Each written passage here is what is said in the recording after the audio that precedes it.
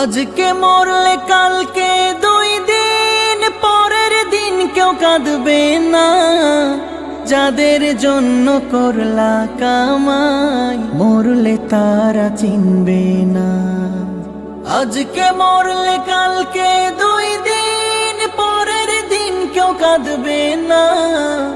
যাদের জন্য করলা কামাই মরলে তারা চিনবে না। থাকতে সময় করো আমল, ঈমান করো খাঁটি। থাকতে সময় করো আমল, ঈমান করো খাঁটি।